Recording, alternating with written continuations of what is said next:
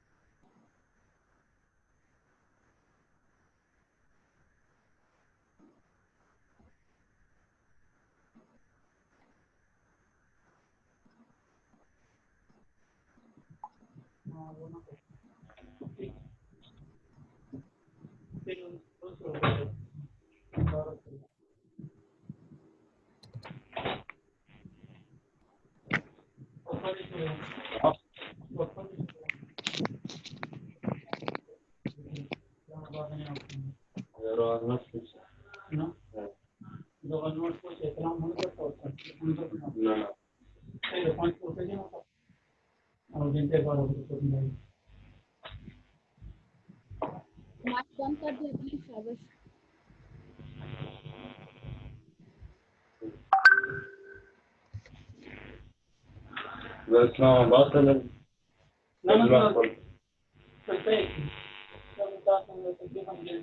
Mic बंद कर दे अपने।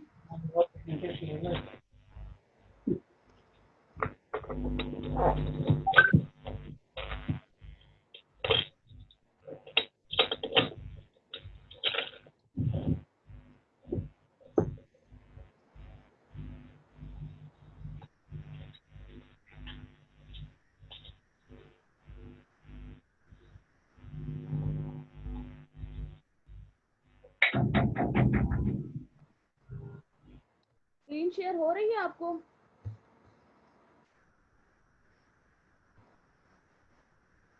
स्क्रीन शेयर हो रही है बायोकेमिस्ट्री की? जी मैम हो रही है। कितने स्टूडेंट्स हैं?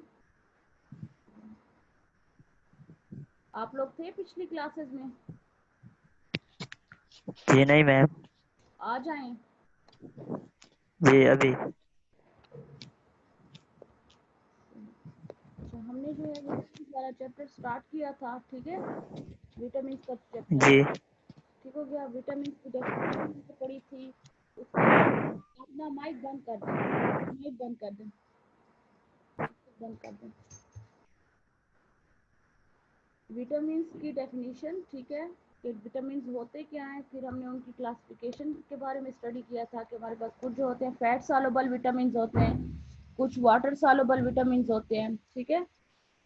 तो फैट सॉल्युबल जो थे पहले हमने वो कंप्लीट किए, अब हमारे कुछ वाटर सॉल्युबल विटामिन के टॉपिक रह गए थे, आज हमारा ये चैप्टर कंप्लीट हो जाएगा, ठीक है। फैट सॉल्युबल विटामिन कौन से होते हैं? विटामिन ए है, डी है, विटामिन ई है, के है। और वाटर सॉल्युबल विटामिन में हमारे पास है विटामिन सी आ रहा है, ठीक है, और विटामिन बी कॉम्प्लेक्सेस, ठीक हो गया। उस कॉम्प्लेक्सेस के अंदर, विटामिन बी कॉम्प्लेक्सेस के अंदर फिर फर्दर हमारे पास जो डिवीजन हो रही है, फर्दर हमारे पास विटामिन आ रहे हैं, वो है thiamine, niacin, riboflavin, biotin, pyridoxine, pantothenic acid, vitamin B12 and folic acid, ठीक है। ये हमारी जो क्लासिफिकेशन है ये किसकी है? विटामिन B1 बी कॉम्प्लेक्सेस की है, विटामिन बी कॉम्प्लेक्सेस की है, ठीक है। उसमें फिर हमने विटामिन ए की स्टडी की कि विटामिन ए जो है वो फैट सॉल्युबल है, केमिकल नेम रेटिनॉल है, डिफरेंट फंक्शन है इसके, स्किन डिजीजेज में यूज होता है, एंटीऑक्सीडेंट के तौर पे एक्ट करता है। डेफिशिएंसी इसकी क्या है? नाइट ब्लाइंडनेस होती है, स्किन आपकी जो है वो खुश्क हो जाती है, ठीक है, आपको दांतों के अंदर कैविटीज हो जाते हैं। अगर इसका लेवल बढ़ जाए तो आपको लीवर जो है डैमेज भी हो सकता है, ठीक है, क्योंकि इनकी टॉक्सिसिटी हो जाती है, क्योंकि फैट सॉल्युबल विटामिन है। फिर हमने डी के बारे में पढ़ा कि ये भी फैट सॉल्युबल विटामिन है। फिर डिफरेंट इसके फंक्शन और डेफिशिएंसीज के बारे में पढ़ा था। विटामिन ई भी इसी तरह हमने कवर किया कि केमिकल नेम टोकोफिरोल है और इनके फंक्शंस क्या हैं, ठीक है। कि किस किस पर्पस के लिए आपकी बॉडी के अंदर जो है ये यूज होता है, और अगर इनकी कमी हो जाए बॉडी के अंदर तो कौन कौन से जो है सिम्टम्स वो अपेयर होंगे। ठीक है, तो उसमें है कौन कौन से सिम्टम्स अपेयर होंगे। अनीमिया है, ठीक है, अनीमिया हो जाता है बच्चों में, तो टॉक्सिसिटी हो जाए तो कौन से अफेक्ट होंगे, ये सारा पढ़ा था। फिर हमने विटामिन के बारे में स्टडी किया कि वो क्या होता है, ये सारे हमने पढ़ लिए हैं टॉपिक्स। ठीक है, मैं ऊपर से आपको थोड़ा सा रिव्यू दे रही हूँ। फिर हम आए थे वाटर सॉल्युबल विटामिन के ऊपर की। वाटर सॉल्युबल हमारे पास दो तरह के होते हैं, सी और बी। ठीक है, सी क्या होता है ये हमने पढ़ा था। विटामिन बी कॉम्प्लेक्सेस फिर फर्दर सब डिवाइड हो जाते हैं। विटामिन सी जो है it is a water soluble, इसको एस्कॉर्बिक एसिड कहते हैं। और मैंने ये आपको कहा था, बाकी स्टूडेंट्स को भी ये बताया था कि जितने भी इसके अंदर केमिकल नेम है, आरडीए रिकमेंडेड डेली अलाउंस जो आ रहा है इनका, ठीक है, ये आरडीए जो लिखा हुआ है, ये सारे आपने क्या करना है, ये जो है सारे आपने स्टडी करने हैं। ठीक है, क्योंकि इनको हाईलाइट करना है, आपके एमसीक्यूज के लिहाज से बहुत अहम है। तो ये आपने जब भी पढ़ना है तो हाईलाइट करके पढ़ना है, क्योंकि एमसीक्यूज इसमें से ही बनते हैं ज़्यादातर आपके। फंक्शंस क्या थे विटामिन सी के, ये सारा हमने स्टडी कर लिया है। डेफिशिएंसी अनीमिया हो जाता है, डिले वुंड हीलिंग, जख्म जो है वो लेट, क्योंकि प्लेटलेट काउंट डिक्रीज होने की वजह से वुंड हीलिंग जो है वो डिले हो जाती है। जख्म बहुत देर के बाद भरता है, जो अमूमन नेचुरल जो उसका फिनोमिना होता है, जख्म एक दो दिन में भर जाता है, इसमें वीक टू वीक ले जाता है। ठीक है, due to decrease platelet count. ठीक हो गया। स्कर्वे विटामिन जो सी है उसकी डेफिशिएंसी से जो डिजीज होती है उसको स्कर्वे कहते हैं। फिर हमने विटामिन बी कॉम्प्लेक्स से स्टार्ट किए थे। विटामिन बी कॉम्प्लेक्सेस क्या है, इसमें हमारे पास विटामिन बी वन आ जाता है, राइबोफ्लेविन आ जाता है, नियोसिन आ जाता है, pantothenic acid, pyridoxine, biotin, vitamin B 12 and folic acid. ठीक है, फिर ये भी हमने जो है स्टडी किए थे कि विटामिन बी क्या होता है। ये वाटर सॉल्युबल विटामिन है, it is a water soluble vitamin, और इसकी सोर्सेज हैं एग, लीवर, सीड, बीट। क्या आपको ये अंडे से, ठीक है, लीवर जो एनिमल रिसोर्सेज है वहाँ से, सीड है गंदम है, उनसे हम जो है अगर अपनी डाइट में रखें तो विटामिन बी वन हासिल कर सकते हैं। रिकमेंडेड डेली अलाउंस क्या होता है, आरडीए, कि आपको दिन में कितनी अमाउंट रिक्वायर्ड है। ठीक है, उसको आरडीए कहा जाता है। इन्फेंट्स के अंदर, शीरख्वार बच्चों के अंदर इसकी मिकदार 0.5 मिलीग्राम है, चिल्ड्रन के अंदर 1 है, एडल्ट के अंदर 1.1 टू 1.5 मिलीग्राम जो है वो रिक्वायरमेंट होती है विटामिन बी वन की। ठीक है, फंक्शन फिर हमने पढ़े थे कि थायमीन जो है ये स्टार्ट में हमारे पास इनएक्टिव फॉर्म में होता है, तो इसको एक्टिव फॉर्म में कन्वर्ट होने के लिए इसको एटीपीज की ज़रूरत होती है। एटीपीज से जो एक फास्फेट ग्रुप निकलता है वो आकर थायमीन के साथ अटैच होकर क्या बनाता है, थायमीन पायरोफास्फेट टीपीपी बनाता है। और ये टीपीपी हेल्प करता है इसको बहुत सारे रिएक्शन प्रोसीड करने में, जैसे कि कार्बोहाइड्रेट मेटाबॉलिज्म के अंदर जो स्टेप हो रहे हैं दो, पायरुवेट और अल्फा कीटो ग्लूटोरेट से, जो कि एसाइल कोएंजाइम में बना रहा है और सुसिनाइल कोए, इसकी जो स्टेप की जो है प्रोसीडिंग के लिए, ठीक है, फॉरवर्ड रिएक्शन के लिए जो है क्या होता है, थायमीन की बहुत ज़्यादा ज़रूरत होती है। अगर फिर डेफिशिएंसी हो जाएगी तो फिर आपका मेटाबॉलिक रेट पे अफेक्ट पड़ता है। ठीक है, फिर हमने पढ़ा अदर इसके फंक्शंस क्या थे, नर्वस सिस्टम पे इसका इफेक्ट है, डेफिशिएंसी हो जाए तो क्या होगा, बेरी बेरी डिजीज होता है। ये मैंने हाईलाइट भी करवाया था पहले स्टूडेंट्स को, क्योंकि आप नहीं थे तो बता देती हूँ। तो बेरी बेरी डिजीज है, ठीक है, ये वाली बेरी बेरी डिजीज, इसको हाईलाइट करें कि विटामिन बी वन की डेफिशिएंसी से आपको कौन सी डिजीज होगी, बेरी बेरी डिजीज होती है। ठीक है, बच्चों में जो डिजीजेज होंगी उसके अलहदा से सिम्टम है, और एडल्ट के अंदर जब ये डिजीज होगी तो इसके सेपरेट सिम्टम से। उसके बाद हमने पढ़ा था विटामिन बी 12 पढ़ा था। ठीक है, इसके भी हमने सोर्सेस देखे कि कौन कौन सी सोर्स से हम जो है विटामिन बी टू जो है वो हासिल कर सकते हैं। और ये वाटर सॉल्युबल विटामिन है, इसका रिकमेंडेड डेली अलाउंस आपकी बुक में लिखा हुआ है। इसमें कोएंजाइम कौन कौन से रिक्वायर्ड होते हैं, एफ ए डी है, ठीक है, और एफएमएन है, फ्लेविन मोनोन्यूक्लियोटाइड है। ये दोनों जो है एटीपीज की प्रेजेंस में इनकी एक्टिवेशन होती है, और अगर इनकी डेफिशिएंसी हो जाए आपकी बॉडी के अंदर राइबोफ्लेविन की, तो आपको क्या होता है, आपके लिप्स के ऊपर जख्म होना स्टार्ट हो जाते हैं, आपकी आईज के अंदर, ठीक है, आंखों के अंदर और आपके होंठों के ऊपर जख्म होना स्टार्ट हो जाते हैं। अगर राइबोफ्लेविन विटामिन की कमी हो जाए आंखें खुश्क हो जाती हैं, और आपकी जो विजन है उसके ऊपर इफेक्ट पड़ता है।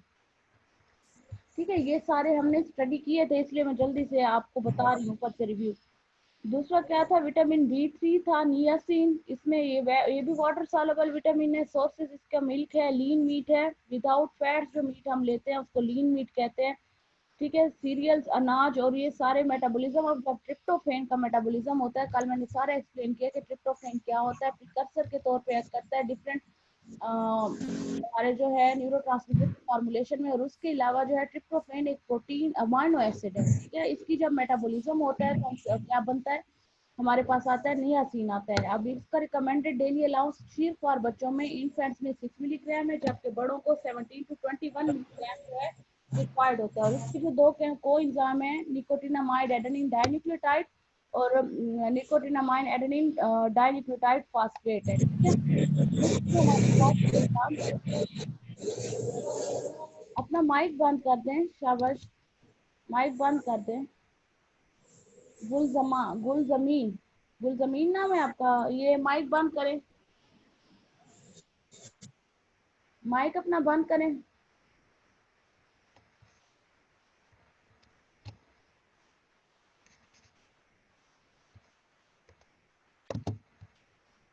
ठीक है, तो पेंटोथेनिक एसिड के बारे में फिर हमने पढ़ा कि ये क्या होता है, it is also water soluble vitamin. और ये इसको विटामिन B5 भी कहा जाता है। इसके सोर्सेज एनिमल टिश्यूज हैं, लीवर है, एग है।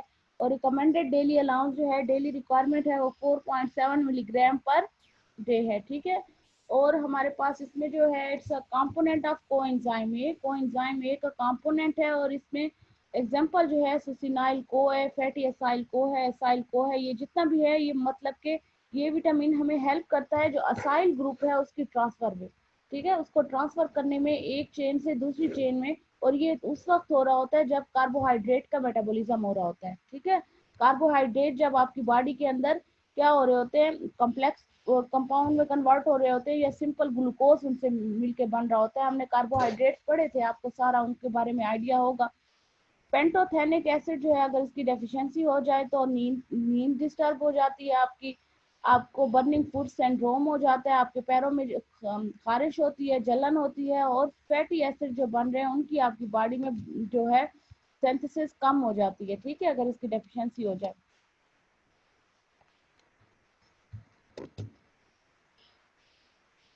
ठीक है, आज जो हमने स्टार्ट करना है वो है पेरिडॉक्सिन। पेरिडॉक्सिन जो है, it is also known as vitamin B6, इसको विटामिन B6 भी कहा जाता है। और ये हमारे पास 3 फॉर्म में एग्जिस्ट करता है। ठीक है, इसको क्या कहा जाता है, विटामिन B6 कहा जाता है। और ये हमारे पास 3 फॉर्म में होता है। एक जो है वो आपके पास होगा पेरिडॉक्साइन, दूसरा होगा पेरिडॉक्सल, और पेरिडॉक्सामीन। इनको हाईलाइट करें, अपनी बुक में आपने खोली हुई है। ठीक है, बुक खोली हुई है तो उसमें पेरिडॉक्सिन वाला टॉपिक निकालें, और उसमें जो है लिखें कि पेरिडॉक्सिन जो है it is a water soluble vitamin, और ये आपके पास 3 फॉर्म में आता है। ठीक है, इसको हम 3 फॉर्म में लिखते हैं। एक पेरिडॉक्सिन, ठीक है क्या, पेरिडॉक्सल, ये ठीक है, और पेरिडॉक्सिन, पेरिडॉक्सल और पेरिडॉक्सामीन, ये हमारे पास 3 नाम है इसके। सोर्सेस क्या है, व्हीट, ठीक है, गंदम, एग याक, अंडे की जर्दी, मिल्क, दूध, और फिश। ठीक है, मछली खाने से जो है इसको हम अपनी डाइट में ले सकते हैं। डाइट में अगर हम मछली लें तो उसके थ्रू ही हमारी बॉडी में विटामिन इनमें जो है बहुत ज्यादा पाया जाता है विटामिन, ये वाला पेरिडॉक्सिन, विटामिन B6। तो इनको लेने से क्या होगा कि आपकी जो है विटामिन B6 जो है आप कंज्यूम कर सकते हो। ठीक है, तो क्या है, it is also known as vitamin B6। It exist in 3 form. ठीक है, ये हमारे पास 3 फॉर्म में होता है, पेरिडॉक्सिन में, पेरिडॉक्सल में, पेरिडॉक्सामीन। हमने अभी लेक्चर स्टार्ट किया, पहले मैंने पिछला रिवाइज किया था। ठीक है, ये लास्ट के 2 टॉपिक्स रह गए, तो ये आज स्टडी करेंगे। ये पहली स्लाइड है, जो अभी आए हैं उनको बता रही हूँ। तो सोर्सेज हमारे पास गंदम है, एग यॉक है, फिश है, और मिल्क है। ठीक है, पेरिडॉक्सामीन, अच्छा ये सोर्सेज भी इसके लिखे हुए नीचे, ये यहाँ से फंक्शन इसके देखिए। ठीक है, वो मैंने आपको बता दिया है। रिकमेंडेड डेली अलाउंस क्या है कि इन्फेंट्स में इसकी क्या रिक्वायरमेंट होती है। इन्फेंट्स के अंदर जो है हमें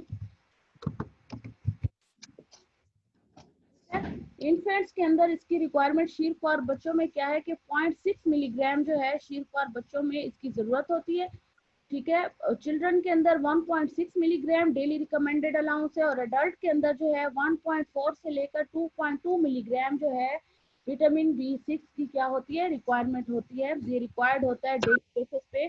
तो आप इनको रिकमेंडेड डेली अलाउंस को भी हाईलाइट कर दें एमसीक्यूज के हवाले से, एमसीक्यूज के हवाले से इनको हाईलाइट कर दें। मैम ये जो इसके 3 नाम है, इसका एमसीक्यूज किस तरह आएगा? जी, ये अगर पैराडॉक्सिन जो आपसे पूछा जाए कि विटामिन B6 का जो है दूसरा नेम क्या है, ठीक है, इसका सिनोनिम जी क्या है, तो आपके पास ये अगर लिखा हुआ होगा पेरिडॉक्सल, पेरिडॉक्सामीन, तो फिर आपने ये कंफ्यूज नहीं होना कि हमने तो पेरिडॉक्सिन पढ़ा था, ये तो पेरिडॉक्सल लिखा हुआ है या पेरिडॉक्सामीन लिखा हुआ है। तो आप इनमें से भी किसी पे टिक कर सकते हो, ठीक है। ठीक है मैम। ठीक हो गया। अब हमारे जी पास जो है इन्फेंट्स के अंदर जो इसकी रिक्वायरमेंट है 0.6 मिलीग्राम है, चिल्ड्रन के अंदर 1.6 मिलीग्राम है, एडल्ट के अंदर जो है 1.4 से 2.2 मिलीग्राम जो है इसकी क्या होती है, रिक्वायरमेंट होती है। फंक्शन क्या है कि पेरिडॉक्सल एंड पेरिडॉक्सामीन, ठीक है, serve as a precursor of biologically active coenzyme pyridoxal phosphate, ठीक है। ये जो है पेरिडॉक्सल फास्फेट का क्या है, प्रिकर्सर है, उसको बनाने में बहुत अहम रोल प्ले करता है। और फिर जो है पेरिडॉक्सल फास्फेट अमूमन जो है, पेरिडॉक्सल फास्फेट जो है ये कोएंजाइम हमारे पास विटामिन B6 के तौर पे ये एक्टिव फॉर्म होगी इसकी, पेरिडॉक्सल और पेरिडॉक्सामीन की। ये दोनों मिलके क्या बनाते हैं, पेरिडॉक्सल फास्फेट बनाते हैं, जो कि बायोलॉजिकली एक्टिव कंपोनेंट होगा। जैसे हमने थायमीन का पढ़ा था ना कि उसको फर्स्ट ऑफ ऑल रिक्वायरमेंट की जरूरत होती है, एक्टिवेशन की जरूरत होती है। एक्टिवेशन के लिए उसके साथ एक फास्फेट ग्रुप आकर अटैच होता है और वो क्या बन जाता है, पायरो फास्फेट थायमीन, TPP। याद है आपको? ठीक है। उसी तरह इसमें भी वही चीज है कि पेरिडॉक्सल और पेरिडॉक्सामीन मिलके जो है इसको कन्वर्ट करेंगे पेरिडॉक्सल फास्फेट के अंदर, ठीक है। फास्फेट ग्रुप देखिए आकर अटैच हो गए तो कोएंजाइम क्या बन गए, पेरिडॉक्सल फास्फेट बन गए। अब ये एक्टिव फॉर्म में है। तो पेरिडॉक्सल फास्फेट पार्टिसिपेट करता है ट्रांसअमाइनेशन एंड डीकार्बोक्सिलेशन, ठीक है। क्या होता है कि जब आपके अमाइनो एसिड्स बन रहे होते हैं तो उसमें क्या होता है, अमाइनो ग्रुप ट्रांसफर हो रहा होता है, ठीक है। वो अटैच हो रहे होते हैं, अमाइनो ग्रुप आकर अटैच होते हैं अपने डिफरेंट डिफरेंट पोर्ट के ऊपर, और वो जो है मैसेंजर RNA से ये फिर ट्रांस अमाइनेशन के प्रोसेस से तो क्या होता है कि आपका अमाइनो एसिड बन रहा होता है, और जो कार्बोक्सिलिक ग्रुप है वो वहां से जो है रिलीज हो रहे हैं, बाहर की तरफ निकल रहे होते हैं। तो ये डीकार्बोक्सिलेशन और ट्रांसअमाइनेशन का प्रोसेस, यानी कि आप सिंपली ये याद कर लें कि अमाइनो एसिड की जो सिंथेसिस है, उसकी जो मॉडिफिकेशन है, ठीक है, उसमें जो है पेरिडॉक्सल फास्फेट का बहुत अहम रोल है। ठीक हो गया? इस तरह समझ आ गई ये बात की कि पेरिडॉक्सल फास्फेट जो है अमाइनो एसिड्स के बनने में बहुत अहम रोल प्ले करते हैं। और अमाइनो एसिड से फिर क्या बनते हैं, प्रोटीन्स बनते हैं। बहुत सारे अमाइनो एसिड मिलकर क्या बनाते हैं, प्रोटीन बनाते हैं। ठीक हो गया? तो पहले हमारे पास क्या है, पेरिडॉक्सल और पेरिडॉक्सामीन जो ये प्रिकर्सर के तौर पे करते हैं। प्रिकर्सर कहते हैं हेल्प करते हैं, मेन कंपोनेंट के बनने में हेल्प करते हैं, मेजर कंपोनेंट में कन्वर्ट करने के लिए। तो उसमें से फिर पेरिडॉक्सल फास्फेट बनेगा। पेरिडॉक्सल फास्फेट जो है वो हेल्प करता है, पार्टिसिपेट करता है ट्रांसअमाइनेशन और डीकार्बोक्सिलेशन के प्रोसेस में, ठीक है। और ये कहाँ पे हो रहे होते हैं, आपके अमाइनो एसिड की फार्मूलेशन सिंथेसिस में अमाइनो ग्रुप ट्रांसफर हो रहा होता है, ठीक है। स्पेसिफिक क्या कहेंगे, राइबोसोम्स के ऊपर जो है अटैच हो रहा होता है, वहाँ पे अपनी कोडिंग कर रहा होता है, और डीकार्बोक्सिलेशन का फिनोमिना हो रहा है। तो ये क्या हो रहा है, किसकी मदद से हो रहा है, आपकी विटामिन B6 की मदद से हो रहा है, ठीक है। अब अगर इसकी डेफिशिएंसी हो जाए विटामिन B6 की आपकी बॉडी में, तो टंग इन्फ्लेमेशन, आपकी जबान पे जख्म होना स्टार्ट हो जाते हैं, ठीक है। टंग पे टंग इन्फ्लेमेशन, इसको भी हाईलाइट करें। डाइजेस्टिव डिसऑर्डर, ठीक है। जो छोटे बच्चे होंगे, ठीक है, डाइजेस्टिव डिसऑर्डर उनके अंदर जो है, बच्चों के अंदर उनके पेट पेट GIT रिलेटेड प्रॉब्लम होंगे, और बदहजमी हो जाती है छोटे बच्चों को, ठीक है। तो बच्चों के अंदर डाइजेस्टिव डिसऑर्डर भी होंगे। स्किन लीजन्स, लीजन्स जो होती हैं ये निशान होते हैं, क्या होता है, रैशेस जब होते हैं उससे हो जाते हैं, जख्म हो जाते हैं, ठीक है, आपके स्किन के ऊपर लीजन्स होने लग जाएंगे। फेस अमूमन कहाँ पे होते हैं, आपके चेहरे के ऊपर होंगे, ठीक है। चेहरे के ऊपर जो है वो क्या होंगे, रैशेस होंगे, ठीक है, एक्नी होंगे, दाने निकलेंगे, प्रूराइटस, फिर जो क्या होता है उसको हम कहते हैं skin lesions occur on face. आपके चेहरे के ऊपर क्या होते हैं, जख्म बन जाते हैं, ठीक है। वो किसकी वजह से होते हैं, जब विटामिन B6 की आपकी बॉडी में क्या हो जाती है, कमी हो जाती है। इस ये बस इतना था विटामिन ई, इसकी समझ आ गई है। जी मैम आ गई। करके भी पढ़ा। फंक्शन में मैम फंक्शन में ये जो पहला पॉइंट पढ़ा है इसकी समझ नहीं। हाँ, ये पहले पहले रिसोर्सेज में पढ़ रहा है कि हमारे पास ये तीन फॉर्म में पेरिडॉक्सिन, पेरिडॉक्सल और पेरिडॉक्सामिन, ठीक है। ठीक है। अब ये जो पेरिडॉक्सल और अपना माइक बंद कर दें, मैम आवाज क्यों नहीं आ रहा, कम कम कर रहा है। आवाज बंद, अपनी माइक बंद कर देना, माइक बंद कर दे, हाँ ये माइक माइक बंद कर दे। अब आ रही है ठीक, ठीक है। माइक की वजह से थोड़ा मसला हो रहा होगा।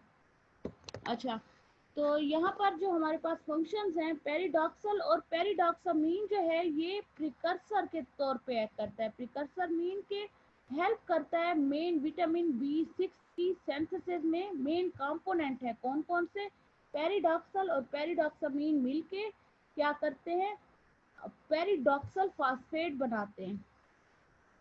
समझ आ गई। अब पेरिडॉक्सल और पेरिडॉक्सामीन, हम क्यों कह रहे थे कि विटामिन B6 जो है तीन फॉर्म में है, पेरिडॉक्सल में है, पेरिडॉक्सामीन में है, और ठीक है। तो ये क्या करते हैं कि ये हेल्प कर रहे होते हैं आपका मेन विटामिन B6 की सिंथेसिस में। तो उसको फिर कन्वर्ट कर देते हैं एक्टिव फॉर्म में, ठीक है। पहले इनएक्टिव होता है, फिर वो जो है जब पेरिडॉक्सल और पेरिडॉक्सामीन मिलते हैं तो इसको कन्वर्ट कर देते हैं एक्टिव कंपोनेंट में, और उसको हम कहते हैं कोएंजाइम पेरिडॉक्सल फास्फेट, ठीक हो गया।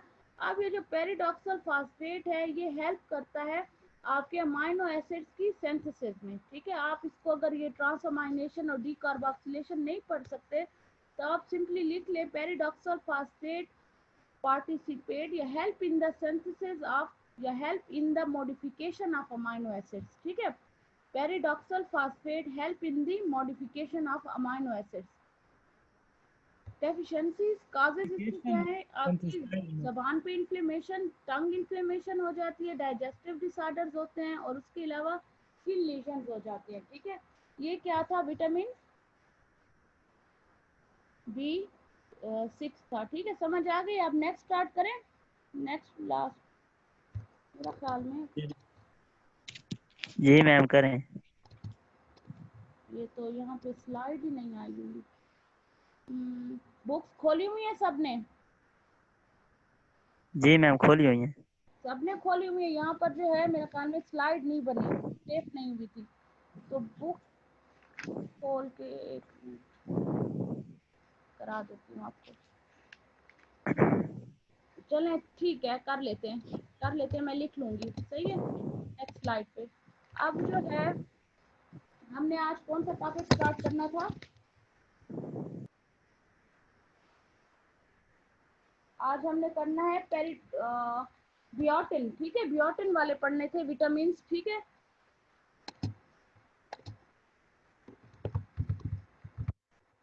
ये स्टार्ट करना है ना आज हमने, ठीक हो गया। बियोटिन क्या है, ये भी वाटर सॉल्युबल विटामिन है, लिखा हुआ आ रहा है ऊपर, ठीक है। आ रहा है जी ऊपर, मैम आ रहा है। क्लियर हो रहा है ना, जी मैम। ठीक हो गया। तो it is a water soluble, ठीक है, it is a water soluble. बल्कि एक स्लाइड है हमारे पास, एक स्लाइड है विटामिन B12 की है, ठीक है। विटामिन B12 की स्लाइड है यहाँ पे, पहले उसको स्टडी कर लेते हैं। बाद में जो रह गया एक ही विटामिन जो मिस हो गया मेरे ख्याल में मुझसे, वो फिर मैं अभी लिख के आपको अगर टाइम बचता है तो करा देती हूँ, ठीक है। ये स्लाइड देखें, इसमें है विटामिन B12, विटामिन B12, ठीक हो गया। विटामिन B12 क्या है, it is a water soluble vitamin, ठीक है। हमने पढ़ा है कि वाटर सॉल्युबल विटामिन हैं जितने भी बी कॉम्प्लेक्सेस हैं, और इनको हम कोबालामीन भी कहते हैं, ठीक है। इसको हाईलाइट करें कि इनको हम क्या कहते हैं, कोबालामीन भी कहते हैं।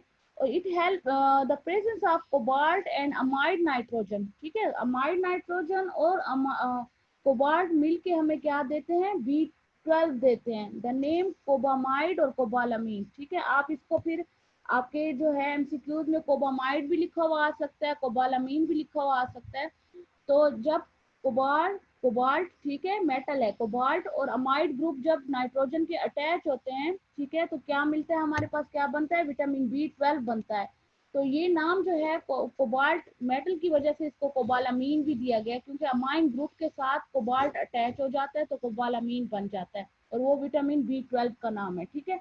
सोर्सेस क्या है, cobalamin is synthesised by useful bacteria, ठीक है, useful bacteria present in the intestine. मैंने आपको बताया था कि कुछ जो है हमारे पास जो विटामिन हैं वो हमारी बॉडी के अंदर बनते हैं, तो उनको हम कहते हैं नॉन एसेंशियल, ठीक है, नॉन एसेंशियल विटामिन, जो कि हमें डाइट के थ्रू नहीं लेने पड़ते, क्योंकि हमारी बॉडी के अंदर खुद ही से सिंथेसाइज हो रहे हैं, ठीक है। और जो बैक्टीरिया इनको बनाने में हेल्प करते हैं उनको यूजफुल बैक्टीरिया कहा जाता है या नॉर्मल फ्लोरा कहा जाता है, ठीक है, क्या कहा जाता है, नॉर्मल फ्लोरा उनको कहा जाता है, ठीक हो गया। तो ये क्या है, हमारी सिंथेसाइज कहाँ पे हो रहा है, स्मॉल इंटेस्टाइन के अंदर। उसके अलावा अगर हम डाइट के थ्रू लें तो एनिमल सोर्सेज में लीवर है, किडनी है, फिश, एग, मिल्क, इनके थ्रू भी विटामिन B12 जो है हम डाइट में ले सकते हैं, ठीक है, कि इनके अंदर विटामिन B12 की मिकदार ज्यादा होती है। रिकमेंडेड डेली अलाउंस हमारा क्या है, बच्चों में, शीरख्वार बच्चों में इसकी रिक्वायरमेंट कितनी है, 1.5 मिलीग्राम जो है रिक्वायर्ड होता है, ठीक है। इन्फेंट्स शीरख्वार बच्चों में कितना रिक्वायर्ड होता है, 1.5 मिलीग्राम, हाईलाइट करते जाए इनको। और जो 1 साल से बड़े उम्र के बच्चे होते हैं, 2 से लेकर 15 साल तक, 14 साल तक चिल्ड्रन, उनमें जो है 3 मिलीग्राम, और एडल्ट के अंदर कितनी रिक्वायरमेंट होगी, इनके भी 3 मिलीग्राम जो है विटामिन B12 की रिक्वायरमेंट होती है। फंक्शन क्या है इसका, it is required in the synthesis of methionine amino acids, ठीक है। अब ये जो मेथियोनिन अमाइनो एसिड्स है, हमने ये चैप्टर प्रोटीन वाला भी नहीं पढ़ा, इसलिए आप लोगों को इसके बारे में सच कोई इतनी इंफॉर्मेशन नहीं है। मेथियोनिन्स जो होते हैं ये अमाइनो एसिड्स हैं, ठीक है।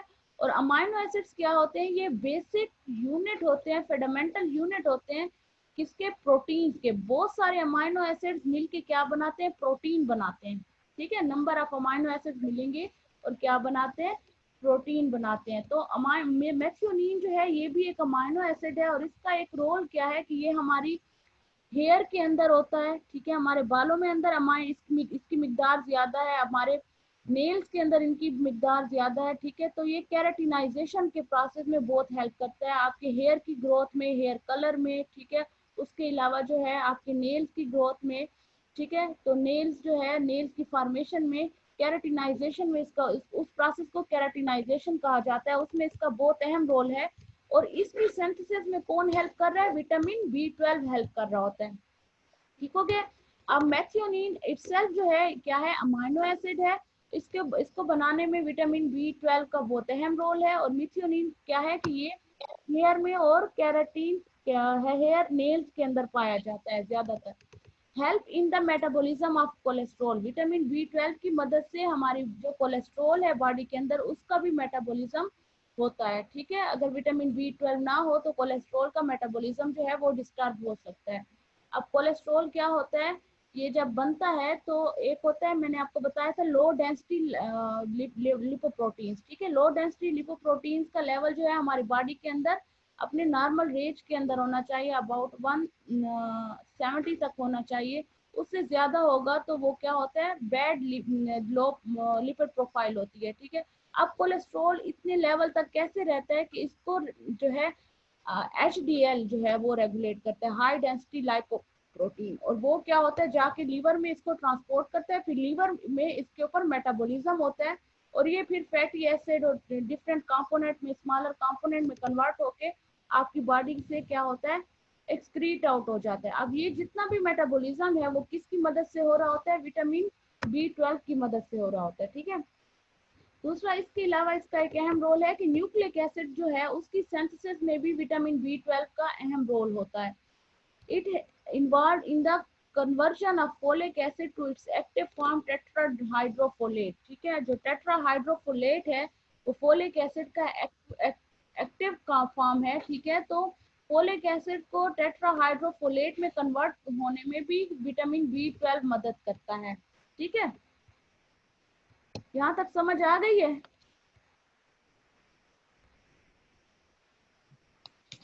जी मैम आ गई है। ठीक है, यहाँ तक आ गई है।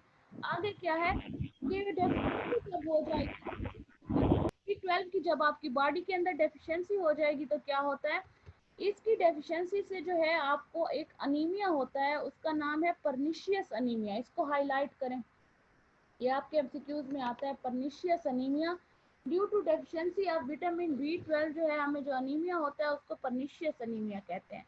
अब ये परनिशियस अनीमिया क्या होता है कि गैस्ट्रिक टिश्यूज जो हैं, अगर नॉर्मल फिजियोलॉजी देखी जाए, नॉर्मल फंक्शन पढ़ा जाए, आपके जो है जीआईटी के अंदर जितने भी टिश्यूज हैं उनसे एक प्रोटीन रिलीज होता है जिसको हम कहते हैं एक इंस्ट्रिंसिक फैक्टर जो है वो रिलीज होता है। ठीक है, सिक्रीट अ ग्लाइकोप्रोटीन। ठीक है, एक ग्लाइकोप्रोटीन जो है वो सिक्रीट होगा जिसको इंस्ट्रिंसिक फैक्टर कहा जाता है। ठीक है, हमारे जो गैस्ट्रिक टिश्यूज हैं उससे ग्लाइकोप्रोटीन जो है सिक्रीट होता है जिसको इंस्ट्रिंसिक फैक्टर भी कहा जाता है। और ये इंस्ट्रिंसिक फैक्टर जो होता है जाकर विटामिन B12 के साथ बॉन्ड बनाता है। ठीक है, या कंबाइन होता है डाइजेस्टिव ट्रैक में। ठीक है, आपके जीआईटी के अंदर, और तब जाके स्मॉल इंटेस्टाइन के अंदर जो है, ठीक है, enhance its absorption through small intestine in the blood stream। ठीक हो गया, उसके थ्रू जब इंस्ट्रिंसिक फैक्टर जो है विटामिन B12 के साथ मिलता है तब जाके विटामिन B12 की आपकी बॉडी से एब्जॉर्प्शन होती है और वो ब्लड के अंदर जाता है। ठीक है, परनिशियस एनीमिया क्यों होता है, अगर इनसफिशिएंट सिक्रीशन हो जाए, अगर कम हो जाए इंस्ट्रिंसिक फैक्टर की सिक्रीशन, यानी कि आपके जो टिश्यूज हैं, गैस्ट्रिक टिश्यूज हैं, वो इंस्ट्रिंसिक फैक्टर नहीं बना रहे, तो जाहिर है विटामिन B12 की जो मिकदार है वो ज्यादा से ज्यादा आपकी बॉडी के अंदर जो है जीआईटी से एब्जॉर्ब नहीं हो पाएगी, ब्लड में डिस्ट्रीब्यूट विटामिन B12 नहीं हो पाएगा, क्योंकि उसको विटामिन B12 को ब्लड तक जाने में मदद कौन कर रहा होता है, इंस्ट्रिंसिक फैक्टर कर रहा होता है। ठीक है, तो उसकी वजह से आपको परनिशियस अनीमिया हो जाता है। दूसरा क्या है, auto immune disease. Auto immune कहते हैं कि आपकी अपनी बॉडी की इम्यूनिटी आपके अपने सेल्स के खिलाफ जब एक्टिव हो जाए, ठीक है, और उनको मारना स्टार्ट कर दे, उसको हम कहते हैं ऑटो इम्यून डिजीज। ठीक है, वो भी उस वक्त होती है जब आपकी बॉडी के अंदर विटामिन B12 की कमी हो जाए। समझ आ गई है?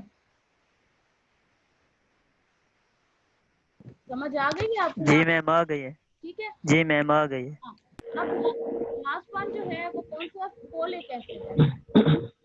फोलिक एसिड है, it is water soluble vitamin. ठीक है, सोर्सेज इसकी क्या है, लीफी वेजिटेबल्स, ग्रीन पत्तों वाली जितनी भी लीफी वेजिटेबल्स हैं पत्तों वाली, उनमें बहुत ज्यादा मिकदार में फोलिक एसिड पाया जाता है।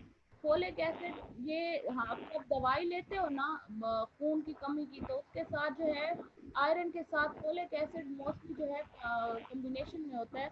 ये आपको पालक से मिलता है, spinach, such as green leafy vegetables, green पत्तों वाली वेजिटेबल, और उस वेजिटेबल में यहाँ पे स्पिनच लिखा हुआ है, इसका मतलब पालक। ठीक है, होल ग्रेन्स। ठीक है, होल ग्रेन्स में इसकी मिकदार ज्यादा होती है, और उसके अलावा लीवर। ठीक है, ये आपके पास क्या हो गए, एनिमल वो रिसोर्सेज जो आप जिनके थ्रू न्यूट्रिएंट्स ले सकते हो। इसका रिकमेंडेड डेली अलाउंस आपके बॉडी में, इसकी रिक्वायरमेंट डेली बेसिस पे कितनी होती है, 100 माइक्रोग्राम पर डे होती है। ठीक है, फंक्शन इनका क्या है, एक्टिव फॉर्म जो होती है फोलिक एसिड की वो टेट्राहाइड्रोफोलेट है। ठीक है, और ये हेल्प करता है कार्बन के मेटाबॉलिज्म में, play important role in carbon metabolism. ठीक है, कार्बोहाइड्रेट मेटाबॉलिज्म, यहाँ पे इसको कार्बन की जगह कार्बोहाइड्रेट लिखें।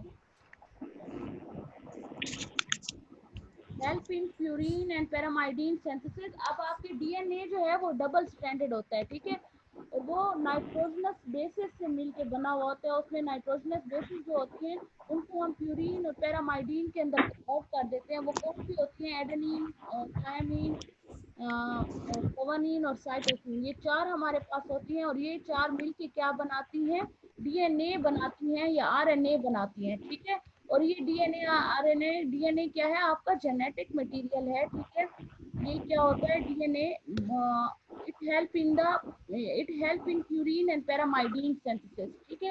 ये किसमें नाइट्रोजनस बेसिस के बनाने में हेल्प करती है, जो कि मेन कंपोनेंट होते हैं आपके डीएनए के, ठीक हो गया। उसकी जो है, जो आप अगर डबल हेलिकल मेम्ब्रेन स्ट्रक्चर देखें, आपने मैट्रिक में पढ़ा होगा, उसमें आपको पढ़ाया जाता है डीएनए का स्ट्रक्चर। तो किस किस से मिलके बना हुआ होता है, उसमें नाइट्रोजनस बेसिस होती हैं 4, ठीक है। तो वो 4 नाइट्रोजनस बेसिस को on the basis of bonding हम प्यूरिन और पैरामाइडीन के अंदर कन्वर्ट कर देते हैं। Useful in cancer and heart diseases, heart diseases को प्रिवेंट करने में, रोकने में, और कैंसर को होने से रोकने में विटामिन B12 जो है वो बहुत अहम रोल प्ले करता है, ठीक हो गया। उसके अलावा अगर इसकी आपकी बॉडी के अंदर कमी हो जाए, as we know folic acid play important role in DNA synthesis, अगर इसकी बॉडी में कमी हो जाए तो डीएनए की सिंथेसिस रुक जाएगी, और आपको अनीमिया जब होगा तो वो मैक्रोसाइटिक अनीमिया होगा। मैक्रो का मतलब है लार्ज, ठीक है। आपके आरबीसीज का जो साइज होता है वो एक स्पेसिफिक साइज होता है, ठीक है। अगर उस साइज से वो बड़े हो पाए तो हम कहेंगे मेगालोब्लास्टिक या मैक्रोसाइटिक अनीमिया, कि वो बड़े हो गए हैं, ठीक है, जिसकी वजह से जो है उनके साइज के ऊपर अफेक्ट करता है, उसमें जो है ऑक्सीजन कैरिंग कैपेसिटी कम हो जाती है, तो उसको हम कहते हैं मैक्रोसाइटिक अनीमिया। लार्ज साइज होगा, नंबर कम होगा, ठीक है। साइज ज्यादा होगा, अमाउंट कम होगी इसमें ब्लड की, तो उसको हम कहते हैं मैक्रोसियाटिक अनीमिया, ठीक है। साइज भी बड़े हो जाएंगे लेकिन ब्लड की कमी होगी, अमाउंट कम होगी, उनकी नंबर कम होगा, उसको हम कहते हैं मैक्रोसाइटिक अनीमिया। और ये कब होता है, जब आपकी बॉडी के अंदर विटामिन B12 की फोलिक एसिड की जब डेफिशिएंसी होती है तो तब होता है, ठीक हो गया। ये हमारे यहाँ तक कवर हो गया है। एक विटामिन रह गया हमसे बियोटिन वाला, ठीक है, वो स्टडी करना है, वो फिर कल देख लेंगे, क्योंकि अभी तो टाइम भी बहुत कम रह गया है। अभी आपको इसमें से कोई चीज समझ नहीं आई तो आप पूछ सकते हैं। मैम,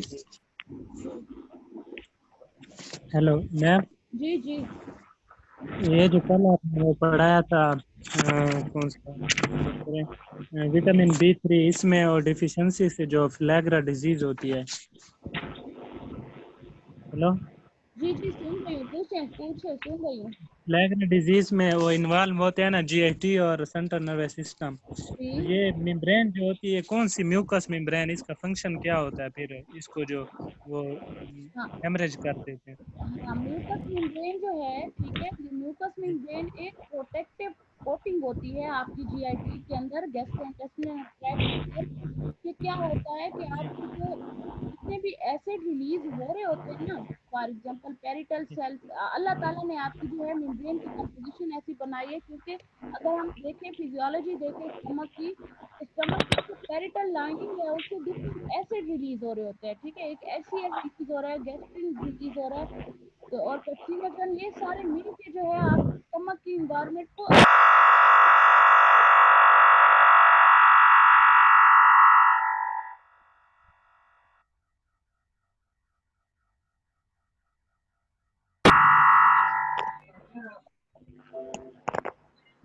क्यों इतना ये किसका था माइक?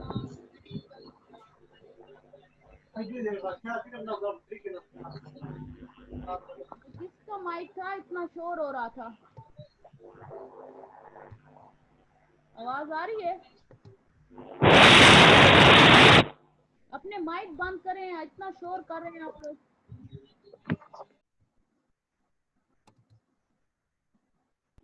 ठीक है।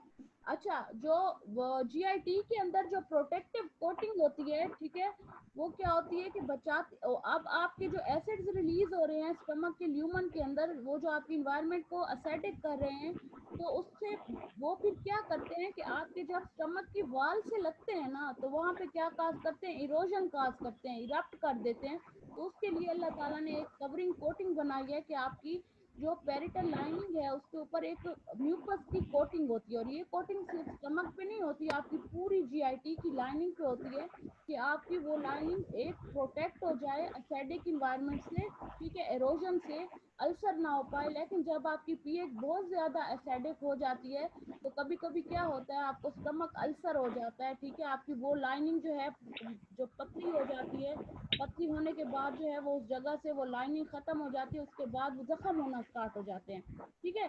तो उसको हम क्या कहते हैं कि ये क्या है, आपकी inflammation of mucous membrane of mouth, कि आपकी जो म्यूकस मेम्ब्रेन है उसके अंदर क्या हो गए हैं, इन्फ्लेमेशन हो गए हैं, जख्म हो गए हैं, या आपकी जीआईटी के जहाँ जहाँ पे लाइनिंग के ऊपर म्यूकस मेम्ब्रेन है वहाँ पे इरप्शन होना स्टार्ट हो गई है।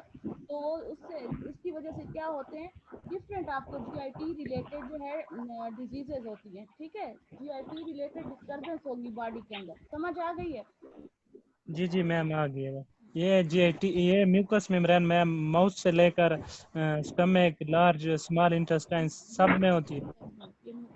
इवन कि आपकी जो ट्रैकिया है ना, नोज से स्टार्ट होती है म्यूकस की लाइनिंग और सिलिया, यहाँ पे इनका क्या रोल होता है कि ये यहाँ पर जो है तो आप एयर के टेम्परेचर को जो है क्या करते हैं, अपनी बॉडी के टेम्परेचर के करीब लाते हैं। उसके अलावा म्यूकस मेम्ब्रेन जो नोज के अंदर जी जी जी अच्छी बात है, ठीक है। यहाँ पर इनका काम क्या होता है, ये बैक्टीरिया को ट्रैप करते हैं, बैक्टीरिया को ट्रैप करते हैं, माइक्रो ऑर्गेनिज्म को ट्रैप करते हैं, और 10 पार्टिकल जितने हैं उनको ट्रैप